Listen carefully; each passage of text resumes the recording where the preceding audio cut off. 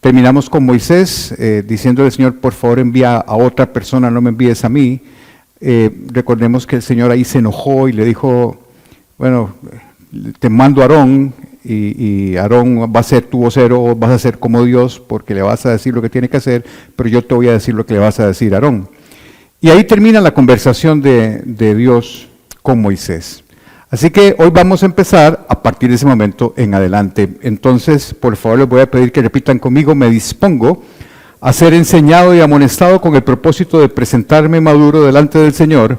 La gracia del Señor abre las puertas y el carácter las mantiene abiertas. Vamos por el capítulo 4 ya de Éxodo y el versículo 18. Nosotros quedamos la vez pasada en el versículo 17, que es cuando termina la conversación de Jehová y Moisés. Y el texto sigue de la siguiente forma. Luego Moisés volvió a la casa de Yetro, su suegro, y le dijo, por favor, permíteme volver a Egipto para visitar a mis parientes. Ni siquiera sé si todavía viven. Ven paz, le respondió Yetro. Miren, aun cuando ustedes no lo crean, en estos dos versículos hay un montón de enseñanzas. Noten un detalle interesante. Moisés acaba de terminar de hablar con Dios en la zarza y lo primero que hace es volver a la casa de su suegro y decirle, por favor, permíteme volver a Egipto para visitar a mis pacientes. Moisés hizo de inmediato lo que Dios le dijo que hiciera, volver a Egipto. Más de una persona, y gente que conozco también, ha tenido un encuentro con el Señor de una magnitud parecida a la que tuvo Moisés con la zarza, en el sentido de que tuvo un encuentro con el Señor, sea en un retiro espiritual, sea en un campa, sea en una noche de oración, sea en un estudio bíblico. Donde quiera que el Señor se le haya manifestado a esta persona ha tenido un encuentro con el Señor de la misma magnitud o parecido a lo que pasó a Moisés. Pero salen de ese momento y vuelven a su vida normal y se les olvidó lo que acaba de pasar. Yo me acuerdo cuando yo hice un retiro de matrimonios. Yo salí de ese retiro flotando, a mí me faltaba poquito para levitar. Y llegué a la casa y el primer problema, ¡pácata! Y hasta ahí llegó la cruz. Ya me caí de la nube, porque de verdad uno sale a veces de estos retiros con un encuentro con el Señor tan bonito y resulta que a la media hora se olvidó que estuvo con el Señor. Moisés no.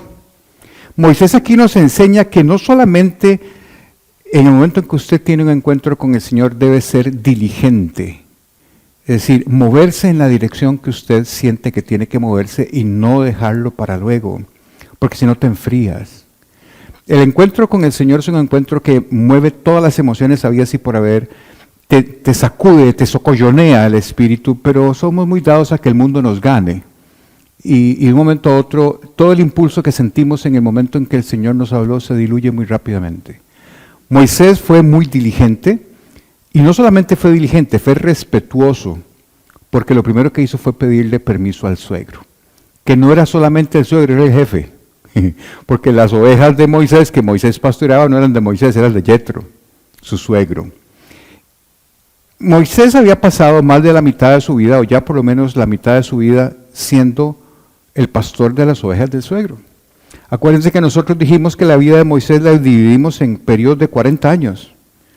Los primeros 40 años fue un príncipe en Egipto, y los segundos 40 años fue un pastor escondido en un desierto, chineando ovejas que no eran de él. Y Moisés tenía pues familia en Egipto. Acuérdense ustedes que Aarón, que es el hermano pues mayor que Moisés, Aarón tenía 83 años cuando esto pasa y Moisés tenía 80. Tenía además una hermana que, si recordarán ustedes, se llama Miriam. No sabemos qué pasó con la mamá, pero Moisés tenía familia en Egipto que tenía 40 años de no ver. O sea, no es como hoy, que yo agarro el teléfono y llamo a mi hija que está en Estados Unidos y la veo hasta por WhatsApp. Y en aquel tiempo, 40 años era una vida. Y Moisés no tenía ni idea de su familia. Así que Moisés tuvo que despedirse de su familia nueva, la familia de Madián, para dirigirse hacia Egipto a cumplir lo que Dios le estaba diciendo. Estaba anteponiendo ante sus sentimientos la dirección que Dios le dio. Pero noten otra cosa interesantísima en estos dos versículos que acabamos de leer. ¿Qué le llama la atención? Vean lo que le dice Moisés a Yetro. Por favor, permíteme volver a Egipto para visitar a mis parientes. Ni siquiera sé si todavía viven. ¿Qué les suena? ¿Qué les parece? No, no necesariamente. Moisés no le dijo la verdad al suegro. Noten ustedes que Moisés no le dijo la realidad al suegro, la historia real que estaba detrás de esa petición. La razón por la cual ir a volver a Egipto no era necesariamente para ir a ver a su familia, en primer lugar era porque Dios se le había aparecido en una zarza que no se consumía y le dijo que tenía que volver a Egipto a salvar al pueblo de Israel. ¿Quién le iba a creer eso a Moisés? ¿Quién le iba a creer que Moisés llegue donde el suegro y con la honestidad del mundo le diga, mire suegrito, me voy para Egipto porque me encontré en el desierto una zarza ardiendo que no se consumía y me dijo que tenía que volver a Egipto a rescatar al pueblo de Israel? ¿Cómo no? Claro, sí anda. Eso es importante, miren, eso es muy importante porque nosotros somos muy dados a compartir a la ligera un testimonio. Y hay que tener mucho cuidado con los testimonios. Porque es más benéfico que otros vean el fruto de la acción de Dios en tu vida a través de tus actos que a través de lo que usted cuenta. Los testimonios no deben ser gratuitos. De hecho, el testimonio pertenece a Dios, no a usted. Porque es algo que Dios hizo en su vida. Y uno tendría que tener la prudencia suficiente como para decirle al Señor, ¿es conveniente que cuente mi testimonio aquí, en este momento, a estas personas? ¿O es preferible que yo me lo calle y estas personas vean el testimonio en mi vida práctica y no en lo que yo estoy diciendo? Esa es una enseñanza fundamental de esto que hizo Moisés. Moisés no fue que llegó a engañar al suegro. Moisés no le contó algo que el suegro iba a dudar, pero que el suegro iba a constatar cuando Moisés sacara a los 2,5 millones de israelitas de Egipto. No tenía que contárselo. ¿Lo ven? A veces nosotros somos muy dados a dar testimonios a la ligera. Y no sabemos si realmente el Señor quiere que usted cuente eso que el Señor hizo por usted en ese momento y a esa gente. Entonces hay que tener un poquito de precaución. A veces nosotros somos muy dados, mira, cuando les voy a contar una, ¿verdad? Porque eso fue hace mucho tiempo y creo que lo puedo contar sin problema. Yo durante muchos años de mi vida fui celíaco. Yo no podía comer gluten. Lo que me pasaba no se los cuento porque si no, no cenan ni hoy ni comen mañana, pero era un problema digestivo muy serio que yo tenía. Yo perdí vuelos, perdí trenes, perdí por no poder montarme porque estaba con dolor y tenía que ir al baño y me dejó el tren. Eso me pasó en Ámsterdam una vez. Y una vez en el aeropuerto de México, mi esposa y mis hijos corrían y yo no podía correr porque llegamos tallados a la conexión y había que correrse todo el aeropuerto y digo, váyanse ustedes y a ver cómo llego a Costa Rica, pero no puedo. Cosas así me pasaban. Yo estaba operando en ocasiones y eran unos dolores y una cosa que yo decía, paren un momentito la cirugía, me voy para el baño, ya saben a qué, y después llegaba todo deshidratado a lavarme otra vez y seguir operando. Esa era mi vida. Y yo era celíaco y yo evitaba comer cosas con gluten porque era terrible lo que me pasaba. Bueno, fue un desastre. Y fueron muchos años. Una noche en un estudio bíblico al que asisto con Roberto y Irene, esa noche oraron por mí. Esa noche se dio un estudio que se hablaba de los milagros. Y yo nunca, al final del estudio siempre pedían oración, si tenían alguna petición de oración, y yo nunca pedía nada porque me daba un poco de pena pedir, la verdad, estaba muy empezando en la fe y la verdad que no me sentía como con la libertad de poder pedir algo. Pero ese día yo sentí que yo tenía que pedirle al Señor por salud. Y entonces yo dije, mire, vean, les voy a contar algo que ustedes no saben, yo soy celíaco, diagnosticado por colonoscopía, con biopsias y todo. Y yo no puedo comer gluten. Y le digo, pero yo estoy acostumbrado a comer no lo que quiero, sino lo que puedo. Y ir a restaurantes con mis hijos, lo que sea, es un problema porque de todo hay contaminación y termino muy mal. Y yo quiero que el Señor me cure y sé que el Señor me puede curar esta noche. Y oraron por mí, se levantaron 2 personas, oraron por mí y me pasó una cosa muy extraña porque yo empecé a sentir como un calor, como que me quemaban. Yo sentí que esa oración duró 3 días y si acaso se puede haber durado 5 minutos fue mucho, pero se me hizo eterna porque yo sudaba. O sea, yo sentía que algo me estaba quemando, yo no sé qué es lo que me está pasando. Tengo que ser también muy honesto, una de las razones por las cuales yo quería ser sanado es porque quería comer Kentucky. Porque yo de chiquitillo, a mí mi papá me llevaba comida de pollo Kentucky, me encantaba el Kentucky, los biscuits y eso, me encantan. No es un anuncio a Kentucky, ¿verdad? Pero bueno, eso es lo que yo quería comer. Y bueno, terminó la oración, yo terminé empapado en sudor y yo sentí algo raro. Yo no soy muy sugestionable, acuérdense, también soy médico, o sea, a mí no me meten 5 con hueco, o sea, ¿verdad? Pero yo me sentí diferente. Y le digo a mi esposa, mira, estoy sano cuando salimos de esa casa. Le digo, estoy sano, y me dice, ve Ale, usted es muy impulsivo, me dice mi esposa, tenga cuidado, no se vaya a pegar un atracón de pan y baguette y esas cosas, porque yo sé lo que te pasa. Ok, sí, no, tranquila, pero estoy sano. Es que de verdad, yo sentí que estaba sano. Yo llegué a mi casa, me dormí, al día siguiente estaba deseando levantarme para ir a desayunar y comerme un pan que tenía casi 10 años de no comer.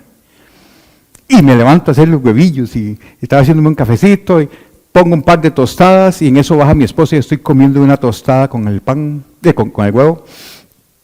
¿Qué estás haciendo? Yo, desayunando. Me dice, pues estás comiendo pan. Y yo, sí, pero yo estoy sano. Me dice, Ale, vea, yo también tengo fe, pero hay que ser prudente.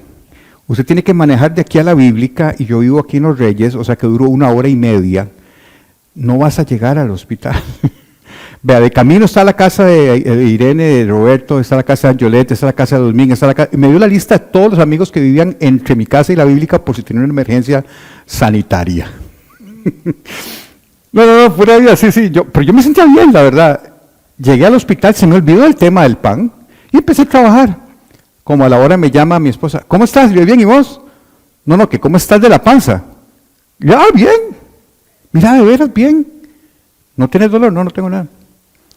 Bueno, para terminarles la historia y no hacérsela muy larga, porque si no, no me da tiempo de terminar hoy, a la semana le mandé al grupo de oración el Uber Eats que mandé a pedir a la oficina, que era un bucket de Kentucky de este vuelo, con mis pancitos, foto, y nunca más, desde hace 10 años, volví a tener problemas. Cuando esto me pasó, yo quería, es que a lo que voy es a lo siguiente. Les cuento esta historia porque a lo que voy es que cuando esto me pasó, yo quería contarle a todo el mundo. O sea, yo quería salir en giros diciendo, miren, el Señor me sanó, yo era celíaco, y yo sentí que el Señor me dijo, mire, yo no necesito ningún gerente de mercadeo. Resérvese los testimonios para cuando yo te pida que los digas. Y digo, wow. Y me callé, yo eso no lo cuento mucho más al grupo que ya me conocen esta historia porque la vivieron conmigo, pero lo cuento aquí básicamente porque es muy importante que todos hemos tenido experiencias con Dios y hemos recibido milagros, pero los milagros no generan fe en otra gente que no sea en el que recibió el milagro, porque si fuera así no hubieran crucificado a Cristo. Cristo subió a la cruz después de haber resucitado muertos, después de haber dado vista a los ciegos, de haber sanado enfermedades incurables, de haber hecho un montón de milagros que acreditaban su identidad mesiánica, y aún así no creó la fe suficiente en la gente. Si Dios te hace un milagro en tu vida es por amor a usted, y ese milagro pertenece a Dios.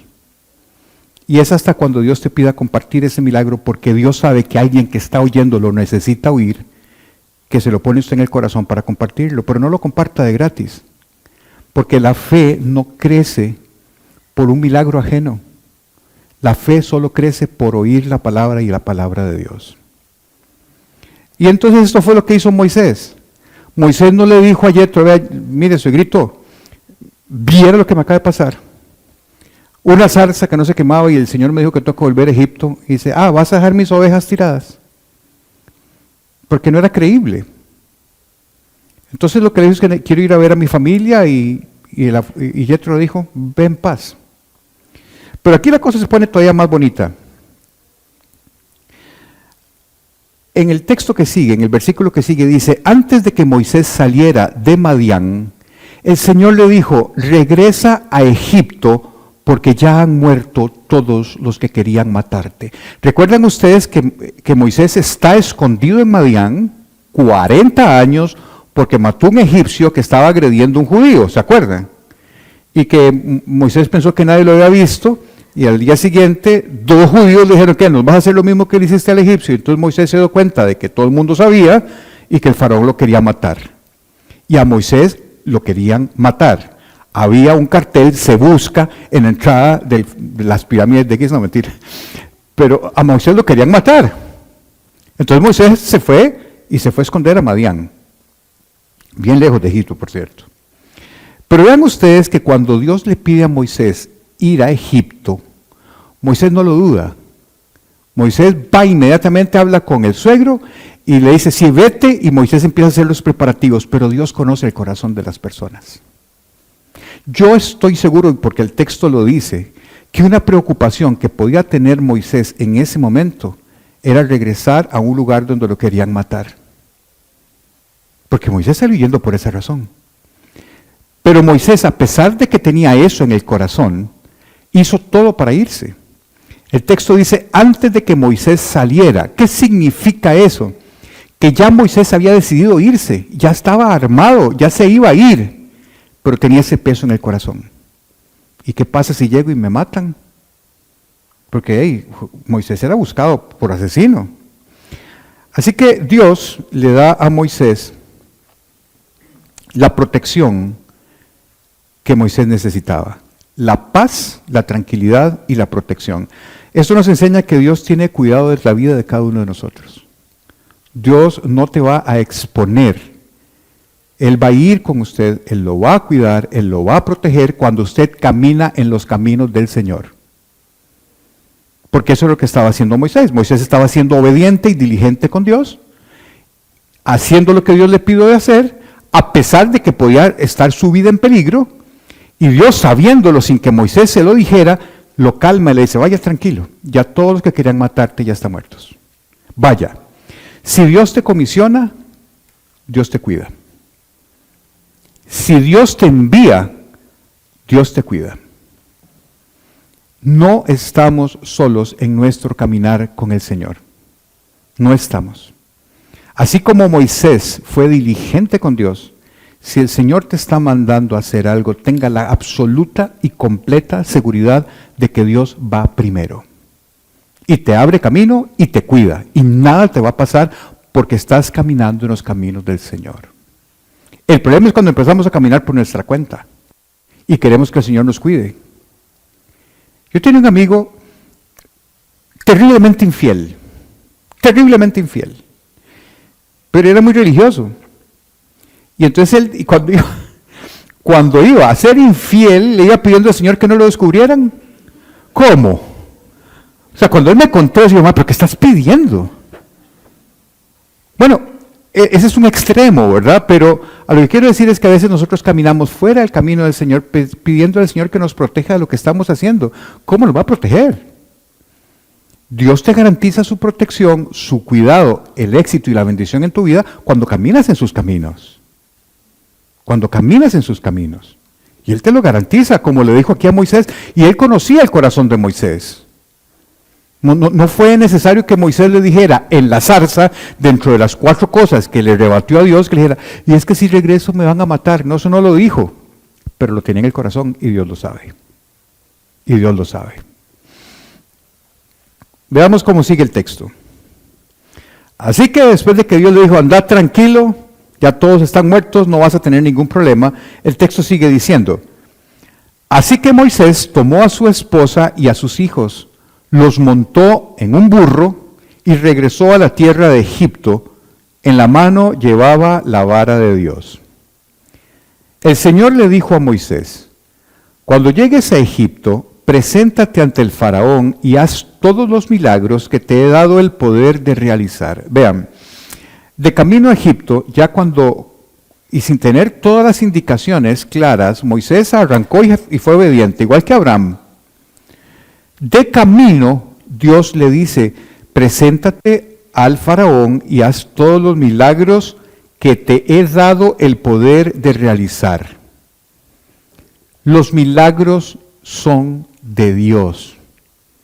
Dios te puede comisionar y a través tuyo ocurrir un milagro. Sí puede ocurrir, sí, pero el milagro es de Dios.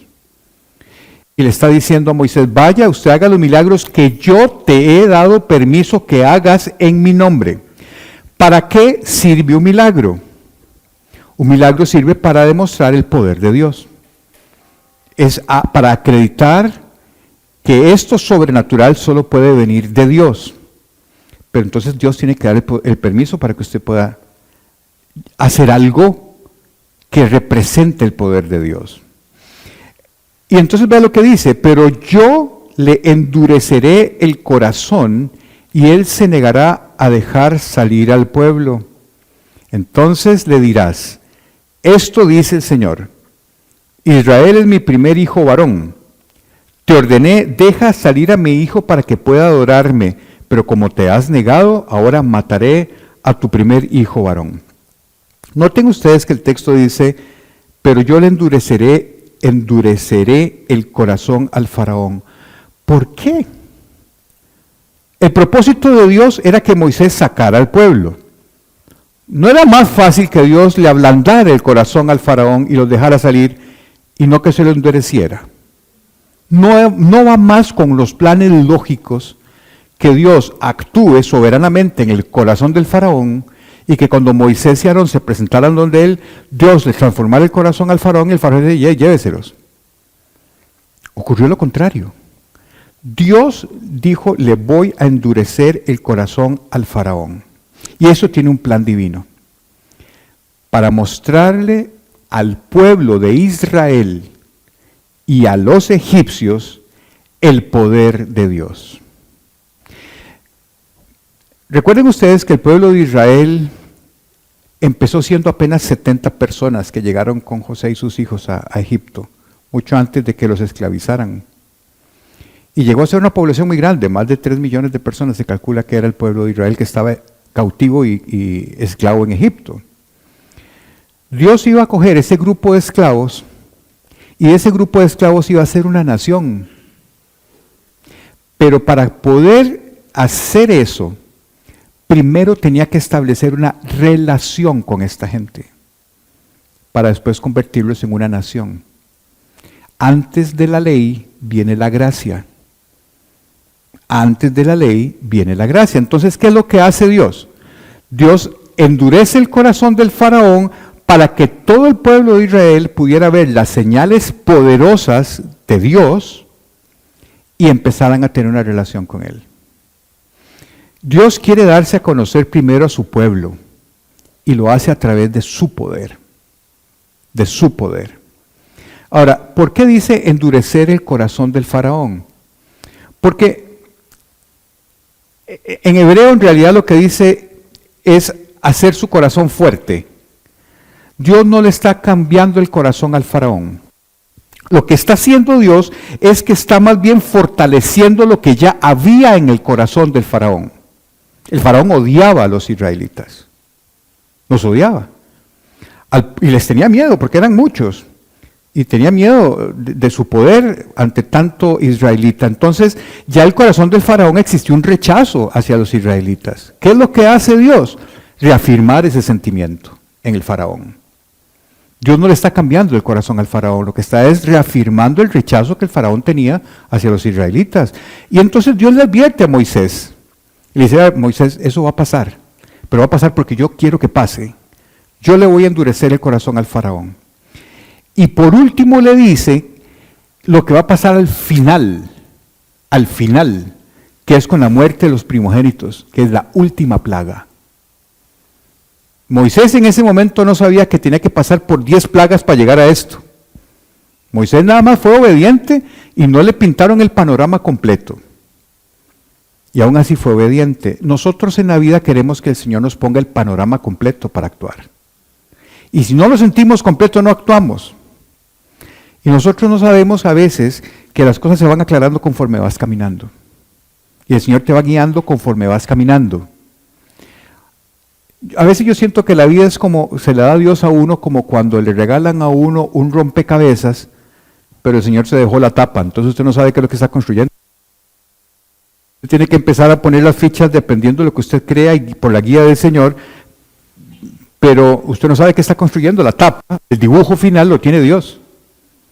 Bueno, Moisés le pasó lo mismo, le dijo, usted vaya a Egipto y vea, sáquelos.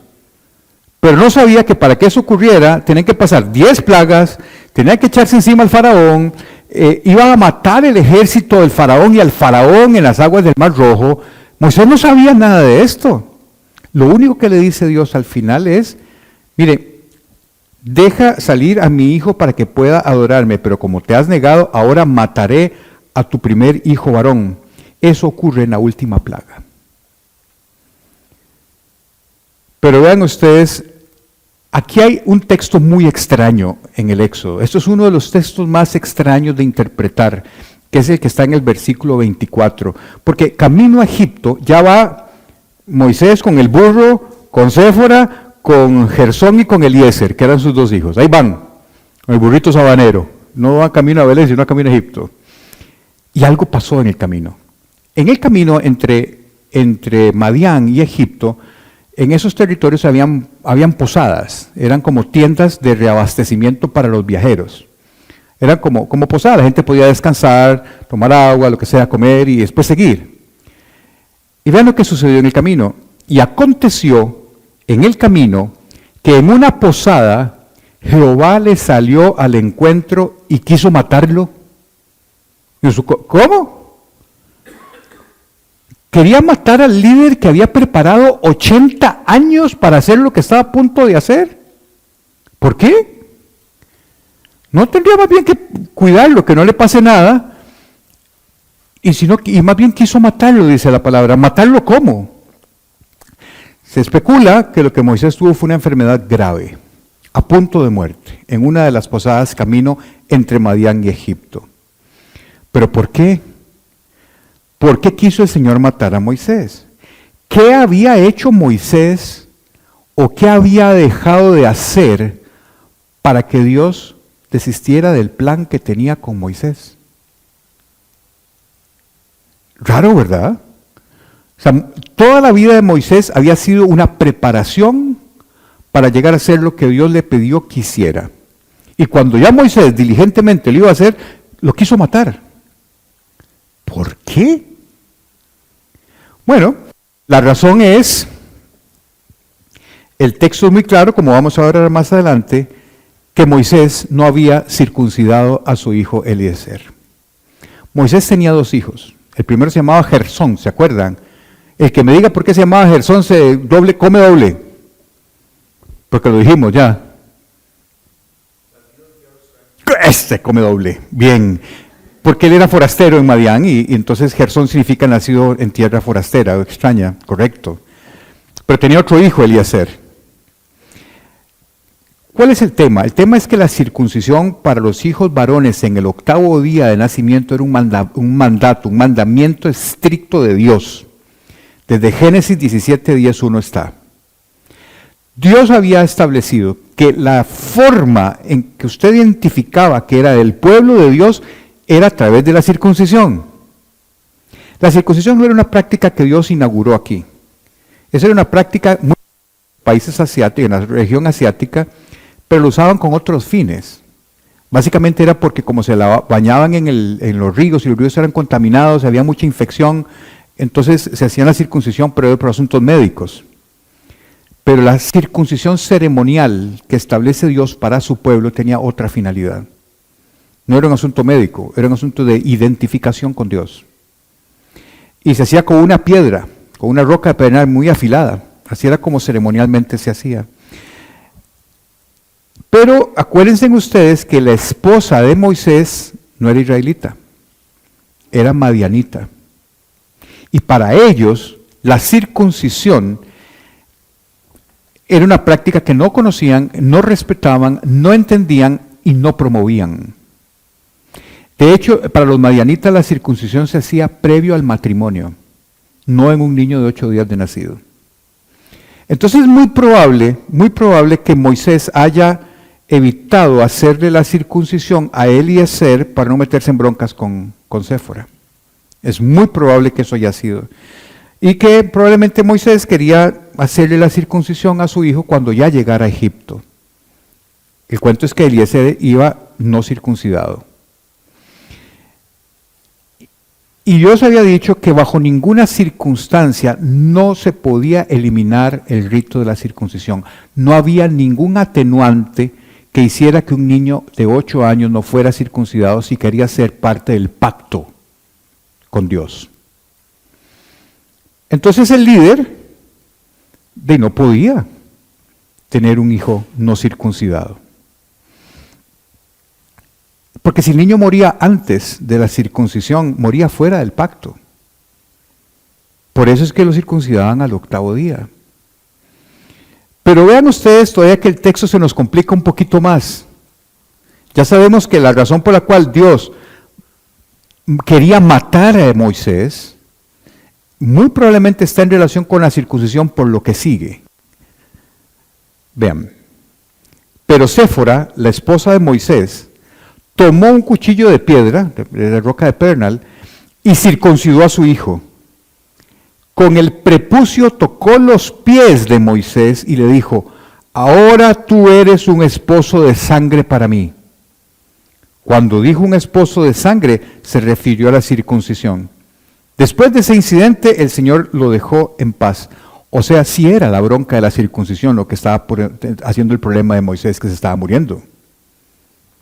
Ahora, ¿por qué su esposa, una madianita, toma un cuchillo ceremonial israelita y sin que nadie le dijera que lo hiciera, lo hizo? No se puede pensar ustedes en eso, ¿por qué tan raro? O sea, ella ve que Moisés viene caminando con su burrito, pasa una posada y le da una enfermedad que se está muriendo. Y ella dice: ah, no, es porque no está circuncidado, le decía, y va y le hace la circuncisión. ¿Por qué? Bueno, pues porque muy probablemente el tema de la circuncisión entre Moisés y Séfora había sido un tema importante. Ella sabía lo que significaba para los israelitas la circuncisión al 8º día. Y Moisés, por complacer a su esposa, no se lo dijo y estaba afrentando a Dios. Y en ese momento Moisés era el representante de Dios, era el libertador. Y no podía no estar totalmente en línea recta con lo que Dios pedía. Séfora lo entendió, le hace la circuncisión y hace una cosa muy extraña. Le pone el prepucio de Eliezer en los pies de Moisés y le dice: ahora eres un esposo de sangre para mí. ¿Qué significa esto? Significa que Séfora le está diciendo a Moisés: miren, yo no estoy contenta con lo que estoy haciendo, pero si esto es lo que hace que te salve la vida, ahí está el prepucio de tu hijo. Eso es. Séfora no lo comprendió, pero lo hizo. Lo hizo para salvar la vida de Moisés. Y cuando eso ocurre, el Señor deja en paz a Moisés. Séfora no estaba muy convencida de que era un acto correcto que tenía que hacer, pero lo hizo. Y el Señor dejó en paz a Moisés. Ahora sí, ya estaba totalmente en línea Moisés para ser el representante de Dios y el libertador del pueblo de Israel. Ya había cumplido con todo lo que el Señor le había pedido. Ella obedeció, Séfora obedeció bajo coacción. No con un corazón dispuesto, no estaba muy convencida de que lo que estaba haciendo era correcto, pero eso que hizo de ponerle el prepucio a los pies de Moisés es como decirle: ¿ves lo que me hiciste hacer? Si lo hubieras hecho vos, no hubiera tenido que hacerlo yo. Y ahora lo tengo que hacer yo porque vos no lo hiciste. Y Moisés: pero es porque vos no querías. Es porque Dios lo había definido así. Uno tiene que caminar, cuando uno camina en los propósitos de Dios, cuando uno quiere caminar en el propósito de Dios y sentir la bendición de Dios en su vida, usted no puede coger atajos. No puede coger atajos. Dios tiene una línea correcta y recta en la cual uno debe de seguir, para poder vivir bajo la bendición de Dios. No se vale caminar al gusto que uno quiera pidiendo la protección de Dios, porque no va a pasar. Sigue Éxodo 4, 27, 28 diciendo lo siguiente: ahora bien, el Señor le había dicho a Aarón, ve al desierto para encontrarte con Moisés. Así que Aarón fue a encontrarse con Moisés en el monte de Dios y lo abrazó. Vean qué interesante. Dios manda a Moisés hacia Egipto. Y recuerden ustedes el mapa que yo les puse la primera vez. Tiene que pasar por la península del Sinaí, donde está el monte Horeb, que es el monte de Sinaí, donde se encontró Moisés con la zarza ardiendo, y después será el lugar donde Dios entregue las tablas. Entonces, un lugar muy importante. Ahí se encuentra con Aarón, que vivía en Egipto. Entonces se encontraron ahí. ¿Cuántos años tenía Moisés de no ver a Aarón? 40. Y 40. Aarón tenía 83 años, Moisés tenía 80 años, y se encuentran en un lugar muy significativo, en el monte Horeb, donde ardió la zarza y donde Dios le comunica a Moisés lo que tenía que hacer. Ahí se encuentran, y me imagino que el encuentro debe haber sido muy emotivo, porque dice lo abrazó.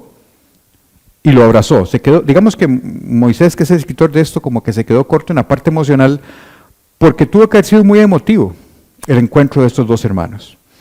Yo me puedo imaginar la emoción de Aarón al saber que su hermano Moisés iba a ser el libertador del pueblo de Israel. Y no solamente eso, sino que Dios pensó en Aarón para que Aarón fuera el vocero de Moisés. O sea, Aarón y Moisés se complementan. Cada uno tiene su función en el papel que Dios les asigna. Uno tiene lo que el otro le hace falta. Y eso hace un equipo para poder hacer lo que Dios está pidiendo que hagan. Y yo imagino que para esto Aarón debió haberse sentido muy halagado de que el Señor le hablara, caminara a Egipto, se encontrara con su hermano le contara lo que van a hacer, y eso fue lo que hicieron. Vean lo que dice: Moisés le contó todo lo que el Señor le había ordenado que dijera, y también le contó acerca de las señales milagrosas que el Señor lo mandó a realizar. Vea cómo sigue el texto. Luego Moisés y Aarón regresaron a Egipto y convocaron a todos los ancianos de Israel. Eso fue lo que Dios le dijo a Moisés que hicieran. Primero vayan a los ancianos, díganle quién es usted, de parte de quién viene y qué es lo que viene a hacer. Y eso fue lo que hicieron. Luego Moisés y Aarón regresaron a Egipto y convocaron a todos los ancianos de Israel. Aarón les dijo todo lo que el Señor le había dicho a Moisés. Porque Moisés no hablaba. ¿Se acuerdan que era como Rush cuando no hablaba con las mujeres en Big Bang Theory? ¿Ustedes vieron Big Bang Theory? No. Sí, que Rush no hablaba con las mujeres porque daba pena. Entonces hablaba Howard. Bueno, igual. No fue Moisés, fue Aarón el que les dijo todo lo que el Señor le había dicho a Moisés. Y Moisés lo refrenda o lo firma o lo asegura haciendo las señales milagrosas en vista de ellos. O sea, cogió la vara, se convirtió en una cobra, como habíamos hablado la vez pasada, y la volvió a coger, se volvió a convertir en el palo. La palabra hebrea de señal es ot. En el hebreo original, en los textos originales, no dice milagro, dice ot. Ot también significa evidencia, también significa bandera o también significa enseñar. O sea, las señales, estas que hace Moisés, son la evidencia del poder de Dios, son como una bandera que se levanta en lo alto para decir aquí, véanla ustedes, este es el poder de Dios. Esos son los milagros. Los milagros son nada más y nada menos que señales que Dios hace para que se note su poder y se den cuenta de quién es Él. Eso hizo Jesús. Las señales y los milagros que hizo Jesús era para acreditar a Jesús como el Mesías, como el Hijo de Dios. Esa es la finalidad de las señales y de los milagros. Y eso es lo que está ocurriendo aquí ante los ancianos de Israel. Estas señales que Moisés hace no solamente van a ser testimonio para los israelitas, para que crean que realmente Dios está mandando a Moisés, sino principalmente para los egipcios. Ahorita les voy a explicar por qué. Porque el tema de la discusión de Moisés con el faraón es un tema de pleito entre dioses. Y ahorita les voy a explicar por qué les estoy diciendo esto. Pero ante esta circunstancia que los ancianos vieron lo que hacía Moisés, lo que Moisés les dijo que el Señor dijo que hiciera, los ancianos al ver los milagros creyeron y dijeron, ok, ustedes, después de 400 años, el Señor se acordó de nosotros y viene a rescatarnos. Y vean lo que dice Éxodo 4:31. Entonces el pueblo de Israel quedó convencido de que el Señor había enviado a Moisés y Aarón. Cuando supieron que el Señor se preocupaba por ellos y que había visto su sufrimiento, se inclinaron y adoraron. Era un momento muy emocionante para el pueblo de Israel ese. 400 años de esclavitud. Y aparece Moisés haciendo señales milagrosas, contándoles cómo fue que el Señor lo comisionó, contándoles de lo de la zarza, haciéndolo de la serpiente, y el pueblo se emocionó porque Dios se había acordado de ellos. Era un momento realmente muy emotivo. Y entonces ahora sí, acuérdense que Dios le había dicho a Moisés y Aarón, vayan primero a los ancianos y después vayan al faraón. Y aquí la cosa se pone buena. Porque empezamos el capítulo 5, que es cuando Moisés va por primera vez frente al faraón. Y aquí es un detalle muy importante, yo se lo decía la vez pasada. ¿Cómo hizo Moisés para conseguir una cita con el faraón? Bueno, Moisés era un don nadie. Cierto era que Moisés había sido un príncipe de Egipto, pero tenía más de 40 años de haber salido de ahí y ya el faraón no era el mismo. La corte había cambiado. Pero el nombre de Moisés probablemente se recordaba, al punto de que Moisés tuvo acceso al faraón. Cualquier otra persona no hubiera podido tener acceso al faraón. Vean la mano de Dios planeando todo 80 años antes. O sea, Moisés pudo llegar al faraón por el antecedente y el pasado que había tenido. Ningún otro hubiera podido llegar, menos un desconocido que venía de Madián, oliendo a cabra. No hubiera podido estar frente al faraón. Y aquí Moisés y Aarón van a cumplir lo que el Señor les pidió hacer. Y aquí empezamos el capítulo 5. Dice así: después del encuentro con los líderes de Israel, Moisés y Aarón fueron a hablar con el faraón y le dijeron: esto dice el Señor Dios de Israel, deja salir a mi pueblo para que celebre un festival en mi honor en el desierto. Vean, esta petición de Moisés era terriblemente osada y terriblemente peligrosa. Porque Moisés está hablando no a título personal, está hablando a título de un Dios. ¿Okay? Entonces está diciendo, el Dios de Israel le está ordenando a usted, faraón, que deje salir a su pueblo. Le está dando una orden al faraón de parte de un Dios que el faraón no reconocía. Y para hacerla más grande la cosa, los faraones eran considerados a sí mismos dioses, descendientes del dios Ra, que era el dios sol de los egipcios. Así que el faraón, a la vista de los egipcios y a la vista de él mismo, él no era un hombre, era un dios. Un dios que venía del dios Ra, que era el dios sol de los egipcios. Era descendiente, era divino el faraón en ese tiempo. Entonces vean ustedes que el relato del Éxodo en esta parte no es otra cosa más que un conflicto entre dioses. Es un conflicto entre el Señor, entre Jehová, y el faraón, que en la religión egipcia el faraón era un dios. Entonces, claro, ahora sí podemos entender la respuesta del faraón. Es que si el faraón no se considerara Dios, no hubiera respondido como respondió. Y vean ustedes cómo respondió el faraón. Ah, sí, replicó el faraón. ¿Y quién es ese señor? ¿Quién es ese señor? ¿Por qué tendría que escucharlo y dejar ir a Israel? Yo no conozco a ese tal Señor y no dejaré que Israel se vaya. Que claro, ¿cómo iba a dejar que Israel se le fuera? Era la mano de obra gratis. Y estaban en ese momento construyendo 2 ciudades. 2 grandes metrópolis egipcias las estaban construyendo los israelitas en ese momento que llegó Moisés. O sea, no era que estaban ahí de esclavos, no, eran levantando ciudades. Una que estaba muy cerca del delta del Nilo, que es donde estaba la casa del faraón en ese momento. Y esos eran los que estaban levantando las ciudades, construyendo las ciudades. El faraón entonces pone en duda el poder del Dios de Israel. Después de todo, El faraón era el que había esclavizado al pueblo de Israel. O sea, él era más poderoso que ese otro Dios, que después de 400 años no había aparecido. Ahora viene a aparecer y dice que los deje salir. El faraón dice no. Y aquí hay un detalle interesante. Vean ustedes que dice, Dios de Israel. Aquí está, en el versículo anterior, en el versículo 1. Esto dice el Señor Dios de Israel. Esa frase, Dios de Israel, aparece 200 veces en las Escrituras. Dios de Israel. Y la primera vez que aparece es en este texto. Es la primera vez que dice, yo soy el Dios de Israel, en este contexto.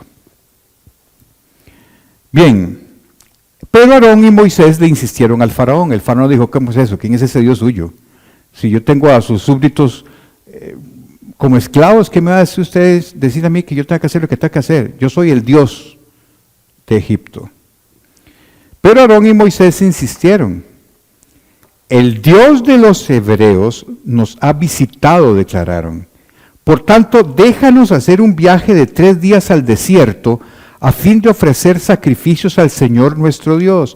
Si no lo hacemos, nos matará con una plaga o a filo de espada. El faraón respondió, Moisés y Aarón, ¿por qué distraen al pueblo de sus tareas?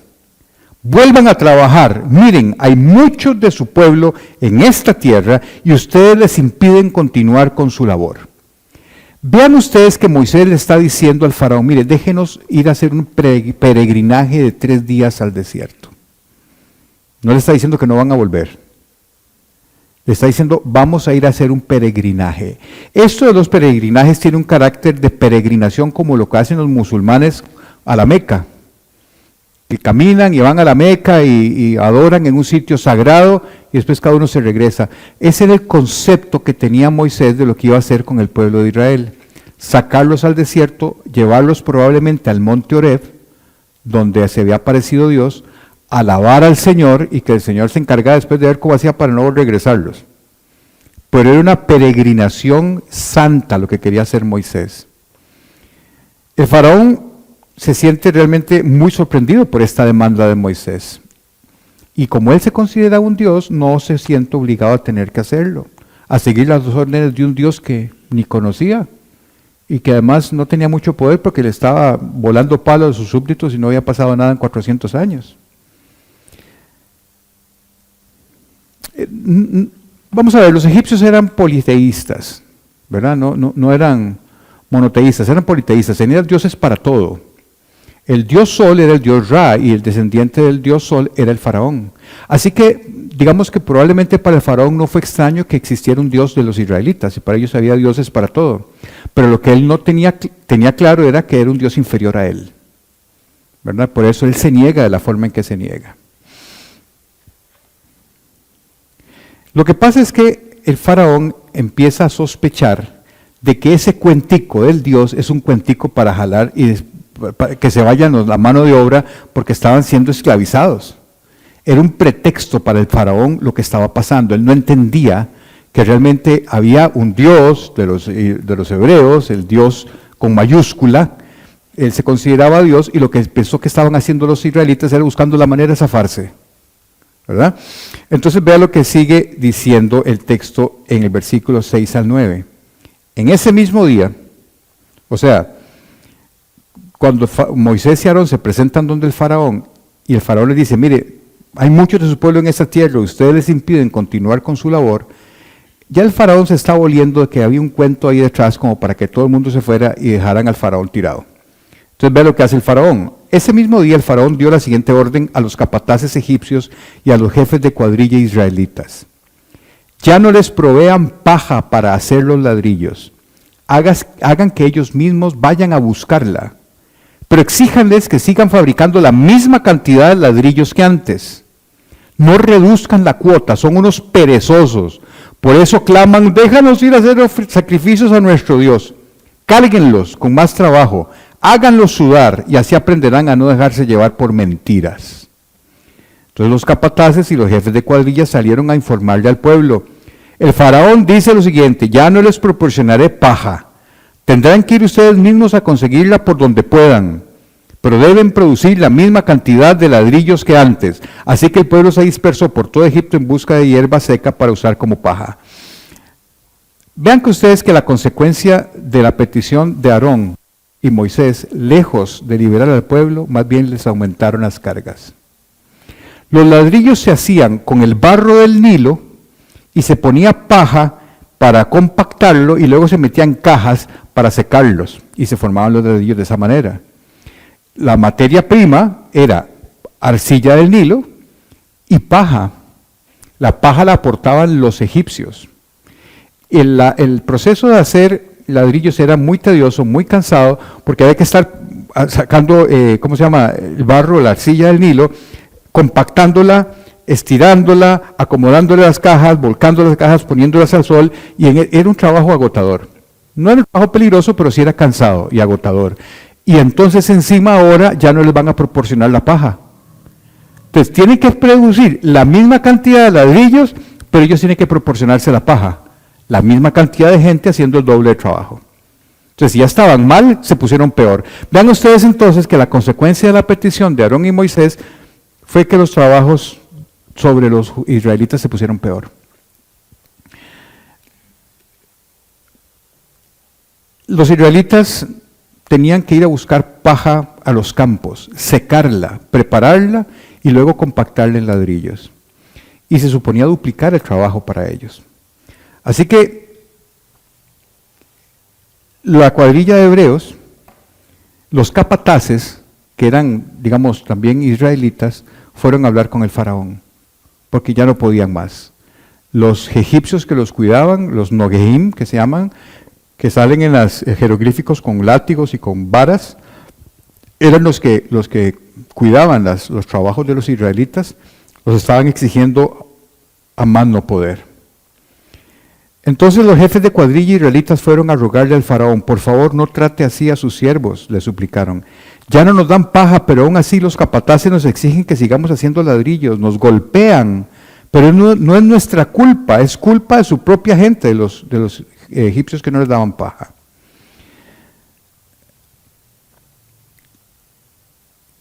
El faraón gritó, ustedes son unos holgazanes, haraganes, por eso andan diciendo, déjennos ir a ofrecer sacrificios al Señor. Vuelvan ya mismo a trabajar, no se les dará paja, pero aún así tendrán que producir la cuota completa de ladrillos. Los jefes de cuadrilla israelitas se dieron cuenta de que estaban en serios problemas cuando les dijeron, no deben disminuir la cantidad de ladrillos que se fabricaba por día. Miren, ¿qué es lo que estaba haciendo el faraón aquí? Obviamente, exigiendo más trabajo, más esclavitud, pero lo que estaba haciendo realmente era poniendo al pueblo israelí en contra de Moisés. Y lo logró. Lo logró. Porque vean ustedes que el pueblo israelí iba a achacar a Moisés de el empeoramiento de sus condiciones de vida. Y Moisés pasó de ser el supuesto libertador a ser el villano que hizo que el pueblo estuviera todavía más en penurias. Y eso lo vemos en el versículo 20-21, dice, al salir del palacio del faraón, estos capataces, se cruzaron con Moisés y Aarón, quien los estaban esperando afuera. Y ojo lo que les dice, los jefes de cuadrilla le dijeron, que el Señor los juzgue y los castigue por habernos hecho repugnantes a los ojos de Faraón y sus funcionarios. Ustedes mismos les pusieron una espada en la mano, les dieron una excusa para que nos maten. ¿Qué hace Moisés? Miren, yo no sé si a ustedes les ha pasado, pero puede ser que en algún momento usted piense que esté caminando en los propósitos de Dios. Que usted está caminando en los propósitos de Dios y más bien las cosas se le ponen peor. ¿Qué harían ustedes? Si usted dice, bueno, yo siento que esto es lo que el Señor quiere que yo haga y todo empieza a desmoronarse y a ponerse en su contra, ¿qué hace uno? Lo primero que uno piensa es que no estoy caminando en los caminos del Señor porque las cosas no son fáciles. Y eso es un error. El hecho de que usted camine en las cosas que el Señor le pide hacer no necesariamente van a salir fácil. Más bien sospeche cuando las cosas le están saliendo fácil. Si hay mucha oposición en lo que usted está haciendo para el Señor, es porque probablemente usted esté caminando en el camino que el Señor quiere que usted camine. Si las cosas le salen facilitas, empieza a sospechar de que la cosa probablemente no anda muy bien. Los israelitas creían en los portentos de Moisés, habían visto los milagros, habían supuesto que la liberación venía próximamente con Moisés. Y esa excitación y esas cosas lo llevaron a un punto que ahora se sintieron completamente decepcionados, habían caído en un estado de apatía, habían caído en un estado de rencor contra Moisés. Y esa apatía y ese rencor normalmente brotan cuando usted no está recibiendo lo que espera recibir. Cuando usted está poniéndole ganas y usted no recibe lo que espera recibir, empieza a tener rencor, apatía y desgano y desesperanza. Nosotros muchas veces le protestamos al Señor cuando las cosas no parecen ir por el camino que nosotros nos imaginábamos que tenía que ir.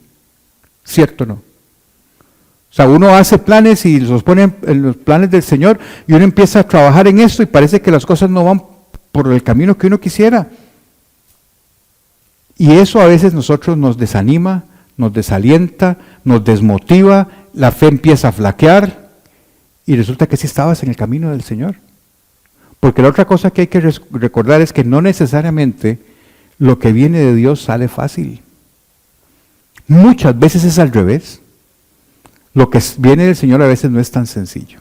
¿Por qué? Para que usted se apegue más a Dios y tenga más contacto con Él y Él te supla lo que te está haciendo falta para poder alcanzar los propósitos que Dios quiere que usted alcance. Moisés fue ante el Señor y le protestó al Señor. O sea, ¿qué fue lo que hizo Moisés cuando los israelitas le reclamaron que por tu culpa? Bueno, Moisés entendió que no había sido culpa de él, había sido culpa de Dios. ¿Qué fue lo que hizo Moisés? Y fue y le protestó a Dios. Los israelitas le protestan a Moisés. Y Moisés dice, no, pues que no es culpa mía, a mí me mandó el jefe. Entonces fue y le reclamó al jefe. Señor, ¿por qué le trajiste toda esta desgracia a tu propio pueblo? ¿Por qué me enviaste? Desde que me presenté ante el faraón como tu vocero, él se ha vuelto aún más brutal contra tu pueblo y tú no has hecho nada para rescatarlos. Muchas veces nosotros empezamos a caminar en los caminos del Señor. Las cosas se ponen difíciles y siente uno que el cielo se cerró. Dios no aparece en escena. Y te sientes desesperado, solo, desamparado, desmotivado, apático. Y usted empieza a reclamarle a Dios. Y parece que Dios no contesta. No contesta de la forma en como uno a veces quiere que se le conteste. Pero Dios va a contestar. Y contestó de una manera poderosa, porque empiezan las 10 plagas. A partir de este momento, cuando el pueblo ya se siente desanimado, desesperado, Dios actúa. Miren, muchas veces en la vida Dios va a actuar de manera portentosa en la vida de ustedes en el momento más bajo de su vida. En el momento más en el fondo es cuando Dios aparece con gran poder para que Él se lleve la gloria. Y eso fue lo que pasó aquí. El pueblo había creído en Moisés, el pueblo esperaba la liberación y de un momento a otro se puso la cosa peor. Y es el terreno fértil donde Dios aparece con gran poder y hace las 10 plagas que libera al pueblo definitivamente de Egipto. Y esas 10 plagas son las que vamos a ver la próxima semana. Es interesante porque hay un documental de History Channel que yo se lo recomendé la primera vez que se llama Éxodo decodificado, en donde los científicos han tratado de explicar de una manera científica cómo fue que ocurrieron las plagas. Como tratando de decir, bueno, es que esto no es tan milagroso, porque se puede explicar científicamente. Pero lo interesante de esto es que la chispa que desató todo esto, primero Dios ya había dicho que era lo que iba a pasar, y la chispa que desató todo esto fue un terremoto, lejos de ahí en Santorini. Y eso desencadena una cadena de eventos científicos que explican todas y cada una de las 10 plagas, hasta la muerte de los primogénitos.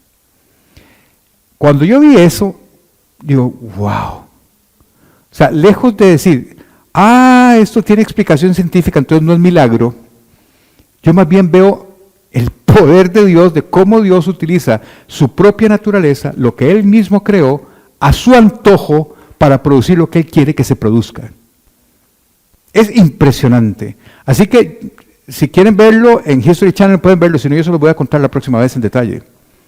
Y vamos a leer las 10 plagas y vamos a explicar las 10 plagas y cómo fue que ocurrieron, para que ustedes vean cómo la mano de Dios guió todo, como lo tenía Él planeado.